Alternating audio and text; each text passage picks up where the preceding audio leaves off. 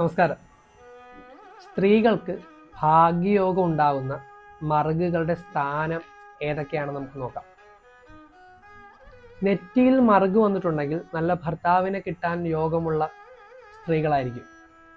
ഇടത് നെറ്റിയിലാണ് മറുക് വരുന്നതെങ്കിൽ ധനലാഭം, നല്ല സമ്പത്ത് വർദ്ധിക്കാനുള്ള സാധ്യതകളൊക്കെ ഈ സ്ത്രീകൾക്കുണ്ട്. മൂക്കിൽ മറുക് വന്നിട്ടുണ്ടെങ്കിൽ ഭാഗ്യയോഗം ഉണ്ടാകാനുള്ള യോഗമാണ് സ്ത്രീകൾക്കുള്ളത്. കവിളിൽ മറുക് വന്നിട്ടുണ്ടെങ്കിൽ സന്താന ലാഭം, നല്ല സന്താനങ്ങൾ ഉണ്ടാകാനും അവർ മുഖാന്തരം ഉന്നതിയിലേക്ക് എത്താനുമുള്ള യോഗം ഈ സ്ത്രീകൾക്കുണ്ടാകാറുണ്ട്. ചുണ്ടിൽ മറുക് വന്നിട്ടുണ്ടെങ്കിൽ ഈ സ്ത്രീകൾ ഉന്നതിയിലെത്തും, നന്നായി എല്ലാവരും അറിയപ്പെടുന്ന ഒരു വ്യക്തിയായി മാറും.